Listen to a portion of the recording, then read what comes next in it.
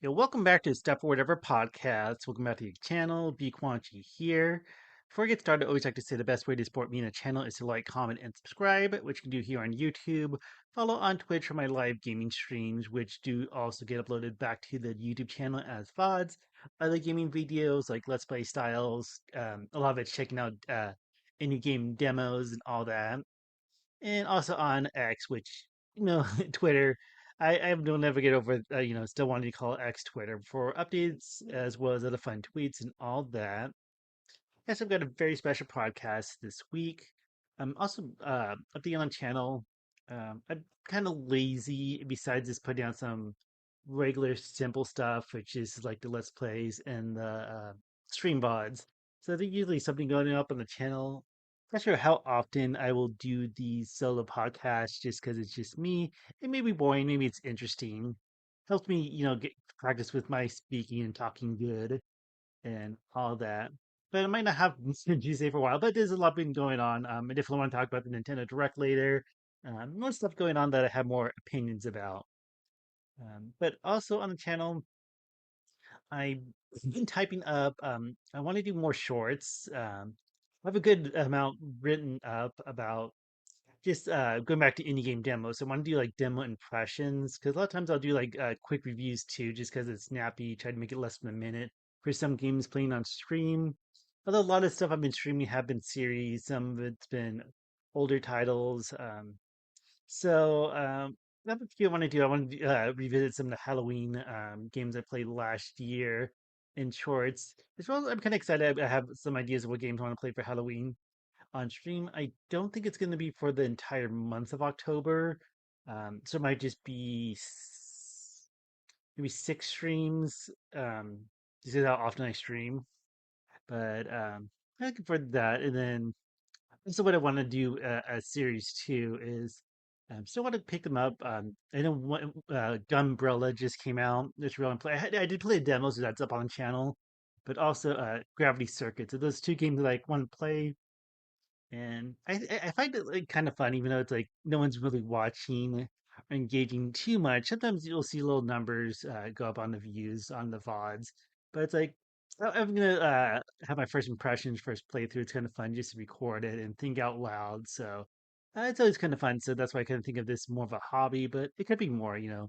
Who's listening? He's hit that like button, hit that subscribe, keep listening, keep watching.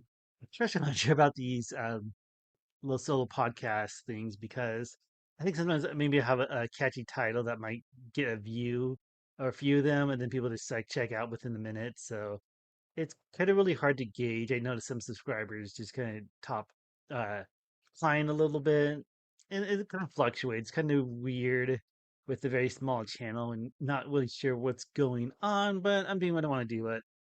I want to record more stuff that's a little bit more longer and more commentary or video essay, pretty much all game related. I have some ideas, but I actually been pounding out a lot of shorts. I think maybe have maybe 15, probably more stuff to finish up, but it kind of feels more doable when it's like shorter form content and make more of it. And it seems that shorts tend to perform a little bit better, but this stuff I still want to put out there. I think part of it too is that if I make these commentary videos, it's a lot of audio to record, and I'm not the best speaker. Like you have no idea how much gets cut out. I think like a commentary videos are like 10 to 15 minutes is probably like an hour, maybe even two audio that I cut out just because it's like retakes and mess up. And I mentioned this before that I had speech therapy for a lot of my education as a kid and early teen and all that. So it is what it is. And again, I'm not the best speaker, but sometimes this helps. And I don't know, sometimes I feel like I can really as I say, and pause, um, articulate well, but sometimes a lot of these streams are off the cuff. The podcast too, the podcast I meant, and streams are kind of like off the cuff impressions. I think when I have like a goal, like, okay, this is the script, these are the words I want to say, and I keep messing up kind of things. I don't know if it's just my dumb brain dealing with that, but just some ideas for the channel. I'm always open for feedback, but it's still going to be mostly game centric.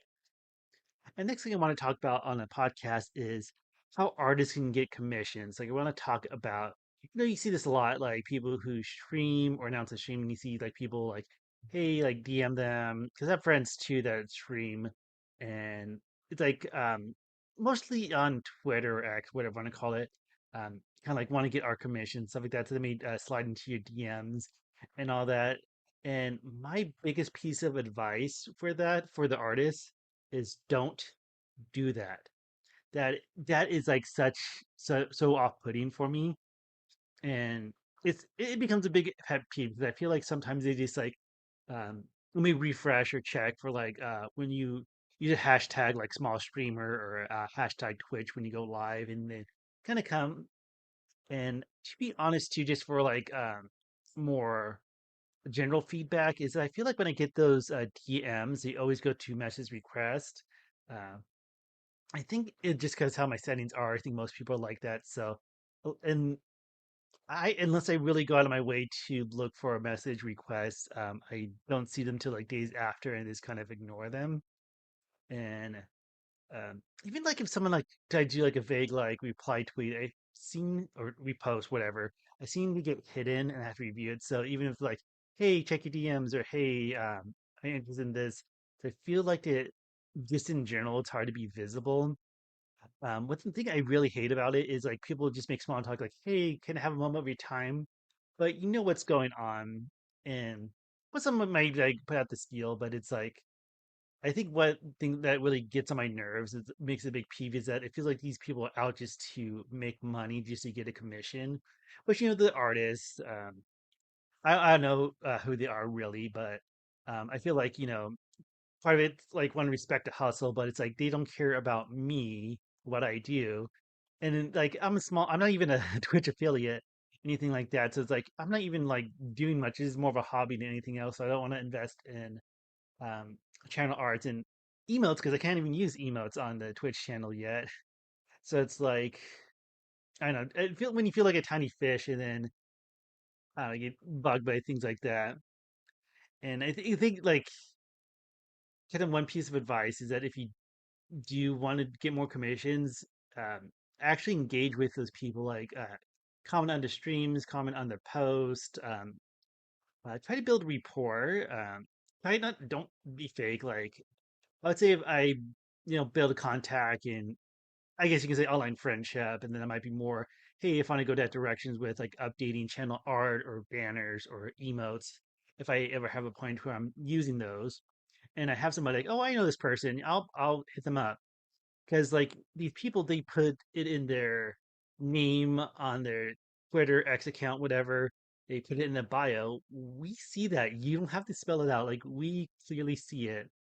So you don't have to like bug us. And again, it's off-putting. I even had like one or two times on stream, like making small talk in the chat and like, okay, that's what the after and kind of like even killed the mood. It's like you're chatting just because you want me to let me collaborate with you for commissions. Like I think part of it is like let your art speak for yourself. Like put your art out there. Um, Share commissions you've done. Like whatever. I'm not artist myself, so I'm not sure like what the ins and outs. But if you like share your art and show examples and make it clear, but don't like bug people. Don't say, hey, if you want art, hit me up. Don't slide into DMs. That's like off-putting. I even know people who would just like block. Um, I'm not sure. I doubt people like would really report them just because that doesn't seem a little too harsh. But like, don't do that. So if you want to make art commissions, actually build connections, and maybe those content creators would follow up. Especially if your art speaks for yourself, if you can really see the talent, especially if that meshes well. Because I don't want some random person like, hey, I'm more like gaming focused, maybe retro. This is kind of like my vibe. I just don't want some random person making artwork for me. I did a long time ago. I did mention this. I think when I did get the little bear artwork for the channel in the like use for profile fixing. I used Fiverr, which I think got over $40, just because like I got a little shading. And so like Fiverr is not just like $5, but it's a good way if you're like kind of clueless. I have that good experience, so I think on that side too, if you're looking for art, sometimes or an artist, it's kind of hard to like put feelers out if you're like looking for somebody. versus vice versa. But that's my big thing is for anyone looking for art commissions, the best thing you can do is just be a decent person. Like treat people like people. Don't treat them like dollar signs. An opportunity to make a commission. Let your art and talent speak for itself. Because if you come off like just bugging people, it's going to come off as fake. It's going to be obvious and all that. So that's like my big pet peeve. I kind of want to make that my little soapbox for this podcast and all that. So next thing I want to talk about is the Nintendo Direct, which I'm sure a lot of people are talking about. There are a lot of channels like I see like 4 or 5 videos, just what I've subscribed to, post their reactions and stuff like that. And I'm not sure if I ever really like do like live reactions, but I used to do like small little tiny uploads, like mini podcasts, which like experiment to kind of focus on that. But I just want to shoehorn it all in here. So kind of summarizing the Nintendo Direct. I'm not going to talk about like everything in the Direct, but kind of like moments that stuck out to me and all that. And I was a little surprised. Well, there was some surprise in the first place, but I felt like with the announcement, it was going to focus more on winter releases. I almost thought it was like the end of the year, but there was some stuff that was like vague 2024 or even spring. So I felt like they had titles announcements that were planned for a little bit further out because I thought it was going to be very short and all that. And there wasn't much about Super Mario Wonder just because it had the big direct, I think last week or so. So we already got a big details about it. But he goes through it. The first thing I may not get it all in order, but there's the Mario versus Donkey Kong remake, which I think that was the first one. That looks pretty cool. I think it's more based on the first one of the series. I hope this is a really fun Game Boy game with Donkey Kong, which I didn't realize it was kind of more original than just like the classic arcade NES title Donkey Kong. But then, like in Game Boy Advance, it kind of made it more of a series, and it looks like fun, kind of like puzzle platforming kind of thing. And I'm not sure if it's going to be very true in terms of all the levels, but it seems like they're adding more to it. Besides just of course, the visuals and graphics and all that. That'd be kind of fun to check out. I don't think, yeah. Besides the old Donkey Kong game on Game Boy, I never played any other Mario versus Donkey Kong game because I think we had a couple. Maybe on a D. I'm pretty sure they had some on a DS too or 3DS, but that looks very interesting and kind of a really cool surprise as well. Then there was Splatoon 3, the DLC. I'm not sure if it's like the last part or just the second part.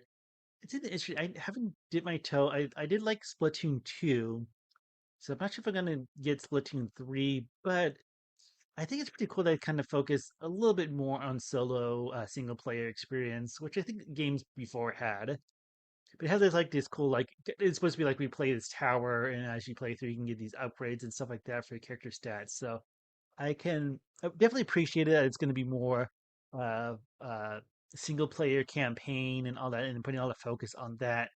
Um, Kind of a shame that it's DLC. It would be cool if it was like a full game to start with. But then I don't know game development that much, stuff like that. But it's already kind of like become the norm now that there's the game and then there's really good content that gets released afterwards. And a lot of time it's paid DLC. So it's like, why can't that been in the base game? Um, but it is what it is. Then there's that Prince of Persia game. I think they just had more details that's been announced, but it looks cool. Um, I haven't played too much of the game. I know I played like the first one definitely. Well, I never really played the classic ones, like for SNES or PC or DOS, whatever you want to call it. And I played Sands of Times, and I know there was a couple after that. This one looks good because it's going to be more of a Metroidvania. They even talked about like having amulets to kind of equip to I think for like abilities or stats or something like that, you can change out with his limits and stuff like that. Since it seems like it's going to be more heavy on the Metrovania side, so that looks really cool. It looks really cool too for like a 2D gameplay with a lot of good 3D visuals. So that looks cool. A small title called Horizon Chase 2. I never heard that series. It looks neat because I think when it comes to racing games, I usually like the fun kart racers with like the power ups and stuff like that. But I do have a soft spot for more arcade style racing games. Like I think it was not like too long ago, but Cruisin', it's Cruisin' Blast. I forget the one that came out on Switch or probably other platforms too. Um, but when it's like really fun and arcadey and fast paced, and not really. tight controls. Like you have to be a really good driver and all that. Um, so that looks kind of neat, but I might not play it. And then there was one called Super Crazy Rhythm Castle. I believe it's coming from Konami. It looks like fun twist on like rhythm games and rhythm mechanics. So that looks pretty neat. Not sure if I'm gonna check that one out when it comes out, but it's on my radar. There was more details for the Super Mario RPG remake. And I did make a tiny video because I noticed some stuff in the first announcement, but there's some things that they clarify. Because one thing I noticed that when there was a time hit made, it damaged other enemies. But it seems like that's going to be the standard that whenever you do a well-timed hit, it's going to attack all. I think that's going to be regardless of the character or the weapon equipped. And then there was that gauge I also noticed that's in the corner, and it's actually for building up a triple attack. So that's really cool because I think there was like in the first release trailer like this animation, like oh, there's like new cutscenes that looks really cool. But I think that was the triple attack for Mario, uh, Gino, and Malo. That's right. And they have like other ones too, so I think that's really cool that they showed that off. So that'd be a cool new aspect. So I'm glad that like not just copy and pasting, besides the visual updates, of course. So there's a lot to look forward to, especially if you play the game before. So like, I just want to see all the triple attacks. I can't wait to see like videos on YouTube. I get like off tangent. I can like watching the video that show like all the ultimates of a fighting game or the dramatic finishes. Like I find myself kind of watching those for the Dragon Ball Fighters or the JoJo All-Star Battle one. We see like the specials or the dramatic finishes and stuff like that. And one other thing that they mentioned for Super Mario RPG is the bosses. You can rematch them, and they're going to be more powered up and more stronger. So it does get that replayability. You kind of like go back to the bosses you fought and then like rematch them in more harder boss battle. I hope they change the leveling system because the original it kept at level 30.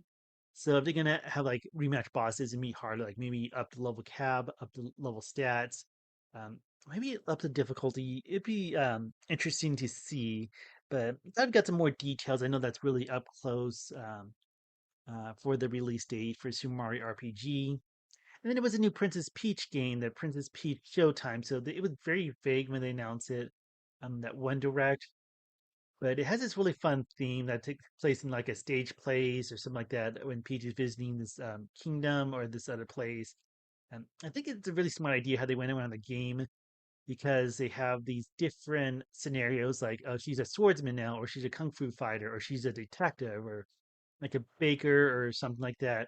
So it seems like the gameplay is going to change up a lot.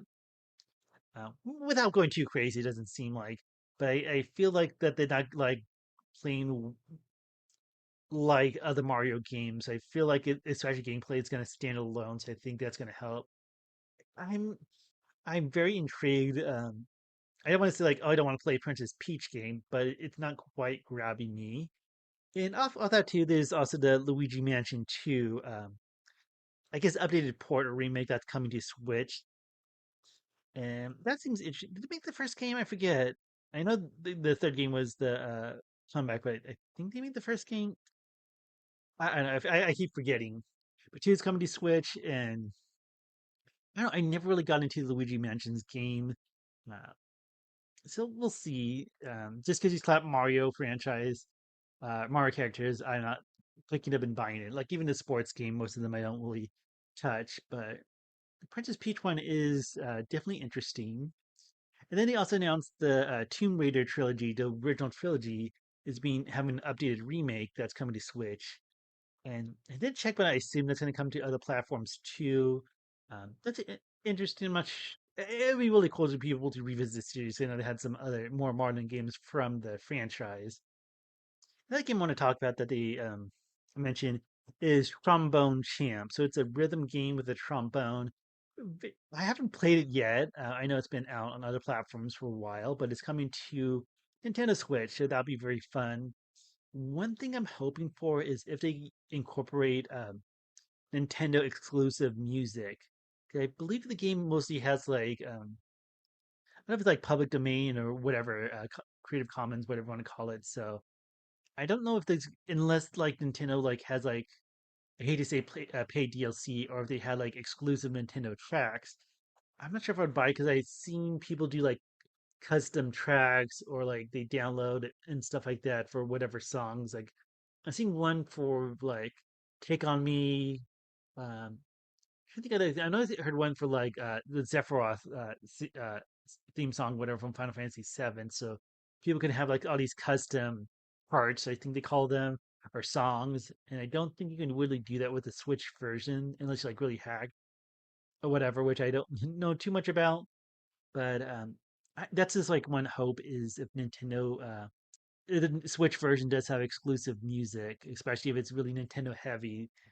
It would be kind of a hard buy if it didn't have anything that stands out from the other platforms that already have the game out.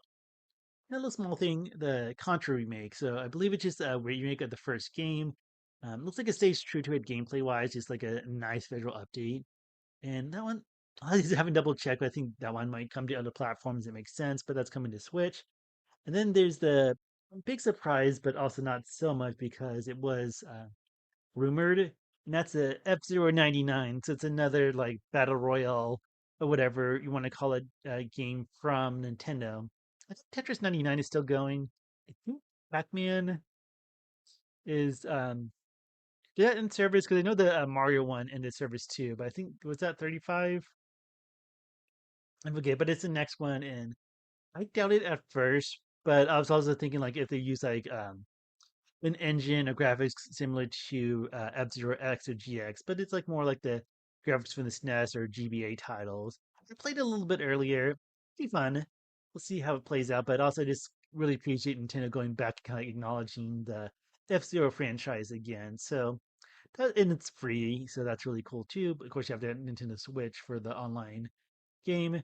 But yeah, that's a really fun surprise. And I had some doubts about the rumor, but that's the only big rumor I really like heard or listened to. Then there's a WarioWare game that's coming out. Yeah, I know it was announced before, and it's kind of cool to see more details of it. But it looks like it's definitely going to go back to playing off like smooth moves for Wii. So it definitely has those motion controls, gameplay, and all that. It's funny because the previous one, Get Together, was pretty recent, so it's kind of weird to see two Wario games being, especially very different ones, being released so close together. But it seems like it will be a lot of fun time, so I think I would love this more. I haven't even touched Get It Together, but I said the demo. I'm pretty sure I touched the demo, but Move It looks pretty cool. And then there's a little bit more details about the last Mario Kart 8 DLC coming holiday season. I don't think really touched too much on courses. It's like new racers. They have Diddy Kong, Funky Kong, Pauline, even Peachette. So that's kind of neat. I wish we'd seen the tracks, but it's kind of cool that especially the last two waves, maybe three waves, but they have been dumping a lot more new characters, or at least bringing them back from previous games, especially like the mobile game too. Those are kind of a surprise. And then I'd like to mention a few like RPGs and tacticals. I feel like sometimes I do like RPGs. I'm actually playing a few on the channel on stream that I want to beat. But they're kind of like retro too. But I always feel like I have this like choice overload when it comes to RPGs, that you just don't choose one. But there's one like 100 Heroes. I forget the first part of the game, but that looks very interesting. I would like to also throw back to like this turn base and have like a 2D but really strong 3D environments and stuff like that. So the 100 Heroes one looks pretty cool. I still got to see Sea of Stars, I believe, the really big one that just came out, and also the last one, also an RPG, and also a big surprise too is the Paper Mario: The Thousand-Year-Old Door. I can call it a remake. It seems like a really nice updated port. It seems like it's going to be a lot similar to the base original game. Stays true to it, but it looks visually a lot nicer and updated and all that. So that was a cool surprise. It makes me wonder. Wait, I think I don't have the expansion pass for NSL, but I think the original Paper Mario is on it or coming soon. I forget. So I don't think they're gonna like remake that, but I'm pretty sure that's out there. And I would like to see them remake at least an updated port of Super Paper Mario I think that one was kind of glossed over or kind of an underdog of the series before it got really, I guess, quote unquote, bad with some of the future like Color Splash and Star and all that. But I would like to see them bring back Super Paper Mario because I didn't finish it. And it's kind of regret I don't have a Wii anymore. It's so I'd rather play an updated version legitimately when it comes to that. So we'll see, especially to bring back. It almost feels like, hey, Nintendo's actually listening to the fans and all that. So we'll see. Yeah, that's pretty much most of my thoughts for the Nintendo Direct. Let me know in the comments below. What was your highlights and all that? And then next, I want to talk about one of the biggest things going on this week in terms of gaming is the whole thing with the Unity. Um, I'm probably not going to do the best job explaining all the details. Just kind of like my take. I'm sure others have a much better take, but it's all that Unity wants to or is planning to implement these runtime fees for game installs starting January 1st of next year, 2024, and a lot of people aren't happy with it.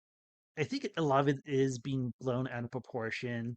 It's kind of hard to say because I've been kind of like following it, like tweets and posts, but it seems like maybe Unity, whoever it is, like with their social media or whoever like communicates these kind of things. So I'm not sure if this like part of it's like backpedaling part of it or uh, clarifying a lot more because they say they at least they claim that these changes won't affect over 90% of their customers or users, but it's definitely pissing off over 90% of people online. We'll see, because I know you need a big game engine. I don't know too much about game development. I did attempt uh, to go to a game design school after college. Shouldn't be the one off a G4 TV commercial. I'm just gonna say that. But I know with like game development, like having a game engine that's already made is so vital sometimes, especially with these indie games and smaller titles that can't just like build an engine from the ground up since um, it could be such a mess. So that's why you see like Unity, Unreal Engine, Havoc, I believe, is one. And one I'm really curious because I heard some rumors of it. Well, I always heard about this, like Godot. I think a lot of people might say, "Hey, you could use Godot." 'Cause I think like a lot of people like want to jump ship, especially or feeling like they're going to be screwed over since they've been developing because game development takes so much time. Uh, that they've been using Unity if they had like scrap it and start over with a different game engine and all that. But going back to what I was saying, that I think it's might be being blown out of proportions because, and I think this maybe wasn't as clear at first, but there's a certain amount of thresholds that could be that must be passed, especially like with earnings from a title. So it's not like going to be taking this feed right away. I'm probably not the best to explain it, but like for games that have like a low price tag or free to play, um, they're probably not going to be affected, or they have to like sell a ton of copies. I think it's like number of units plus a certain number of revenue. But like game demos, I think even games that are given away, um, and all that. So, and not that I'm just gonna also say again, it's a terrible idea. They should totally backpedal and scrap it. But I think a lot of people are, at least I think just because it's so much backlash, they're painting it to be a lot worse than it is. So we'll see. I just really hope they just like backpedal it because I'm not sure how that affect. I know like especially I've seen so many like indie account like post the little message about the changes and all that. And there's like there's one thing about like concerns with piracy, like if the game's pirated and installed and they get hit with a fee from the developer or whatever, and even like other platforms too. Like I mentioned, like Xbox Game Pass. I don't use that. I know like they have like services where you can just like download and play games for free if it's on a pass for I think a limited amount of time. But then hearing like, oh, that's gonna be would be charged to Microsoft, not the individual game developer. But it's kind of confusing. And looking at some of the FAQ, it should just be for the first install per user. So if someone got a new laptop, let's say they replaced a laptop or they got a Steam Deck and like they're still using the same account, but it re-downloaded, reinstalled a game, that should count as a reinstall and shouldn't get the runtime fee. My concern is like, is that going to be reliable? Like, or if is it going to keep charging when it shouldn't? So that's the one big concern. Is like, is it gonna keep charging over and over again, even if it's not supposed to? What if there's bugs and it doesn't charge for one game, and then other games do get charged? So I feel like it's so much effort, especially since it's a bad idea. It's definitely being received terribly, but it seems like it'd be so much effort to like manage it. Because like they can, like, want to crack down on fraud, or at least like be make sure that no one's abusing the system one way or another with it. I'm just gonna see. I think it's like might not be reliable. I'd say it's unfair. Like I don't know. I was even looking like seems like yeah, Unity makes a shit ton of money in the first place, so it's like trying to scoop more from developers and all that. Even though they say it's not going to affect um, most of them, but we'll see. Like I would say, like it would just make sense just to have like a simple point of sales fee. The taking each time the game is sold after. I think that threshold is a good idea. Even it's making that, I think that's the only good idea. It's not from once the game's launched. Is that the game has to hit so many numbers in terms of revenue and copies. But just like the point, because it seems like a point of sale fee would be just be like easier and simpler and straightforward. But yeah, it's an ugly mess. And I think the last thing, the last note to end on with the Unity thing is, I guess apparently the CEOs sold a bunch of stocks before, and then the stock is plummeting. So that's definitely not a good look. That's definitely very sus. I'm not sure if that can even be a legal issue with like insider training, trading, and all that. Like, hey, we're gonna announce something that's gonna make the company look really bad and really hurt our stocks. Let me sell a bunch of it before we announced it. But yeah, I think I'm pretty sure you can comment below if I'm mistaken. But I believe it was a CEO or something, a really high top tier figure in Unity. But yeah, just kind of an ugly mess. And then the last thing I want to talk about is just a few quick 2 cents. It's been big news this week. It was news a few months ago, but the whole Danny Masterson thing about the not too cool things he did with 2 women and sexually assault and all that. So I think it was June, and then he got his sentencing, and yeah, he I would say he definitely deserves it. And it's even crazy to know like he was a big part of Scientology, and sometimes I feel like it is scary to even think about or talk about how the scientists like they really like try to control things or whatever. I don't know, but I'm. It sounds like he's getting his comeuppance, which is good. But the biggest thing that came recently is the Ashton Kutcher and Mila Kunis doing those character letters and all that. Especially like I think they worked with charities and had their own organization. I've been getting some of this from the Philip DeFranco show, and I feel like I'm barely regurgitating other people's coverage and barely throwing in my opinions. But I think a lot of it is getting backlash because it's such a high profile case and all that. And yeah, it really sucks that like someone you work close with, I guess even saw as a friend, and then like, oh, they did this serious shit. And yeah, I think like people say it really undermines the victims or the nature of the crime and all that. I'm also kind of learning that it's a very common thing for like lawyers or whatever you want to call it, like reach out to their clients, friends, and families and stuff like that to get letters to help lighten the sentence and all that. Also, it's good. This is also going back to Philip DeFranco's coverage because Kathy Griffin was mentioning before, like she was kind of calling Ashton and Mila out. That I didn't know this, but her brother did some not cool things, being a pedo and all that. Like she was like, "Yeah, I want to get this guy arrested." Said he died. I'm not sure what happened with it, the details. But like, hey, my own brother did some serious shit. Like it's always like, even though they're blood, you can still choose your family and choose to support them when they do something very horrible and unforgivable and all that. Like you can turn on family for those reasons. You don't have to stay bonded for them like a chain at the hip or something like that. Um, especially like when it comes to more serious crimes and all that. But I was also hearing my local radio, they were talking about it. I guess like one of the listeners like emailed them or told this story that they had a neighbor who killed his wife and murdered her. And it's like one of those things like he would never imagine in a million years he would do something like that or be capable of it.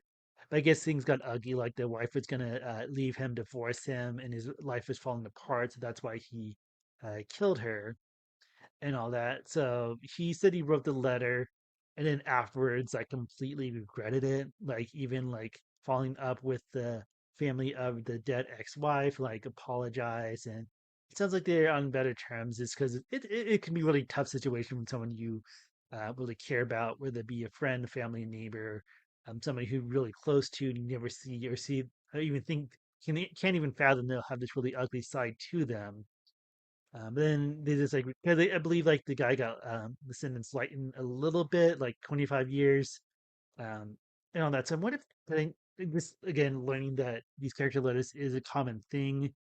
I wonder like how many people like regret afterwards, like feeling like okay, I feel like okay, I'll do anything for my friend, my brother, my father, whatever. But I think like when you break that point, like you just can't get the forgiveness and like relationship shatters, whether the family, friend, or whatever. So I guess that's my question too. Like anyone did character letters if they like regret it afterwards. Because even thinking about it more, I don't think I would ever write a character letter for like someone who's been convicted of a serious crime and um, uh, a way to kind of help reduce the sentence to help out that individual. I think especially if it has to do with like murder, or of course like sex assault, especially if someone's underage. I would say maybe the only times where it'd be really conflicting to me if someone I knew got drunk behind a wheel and it was like accidental vehicular manslaughter, but they were completely at fault and they survived and they killed somebody by being in a drunk car accident. That would be very tough because that's a really stupid, really ugly mistake. And it's more of a mistake, but I'd probably still even say no. Like if it was like brother, I'm kind of glad I'm an introvert with no friends, as lame as that sounds. So I won't be in that situation. But it just got me thinking, like with character letters and people who get convicted of crimes and sentenced for so many years in prisons, if not for life. So this is kind of like my last thought I wanted to talk about on this little dumb podcast idea. So thanks so much for listening. I guess again, the best way to support me in the channel is to like, comment, and subscribe.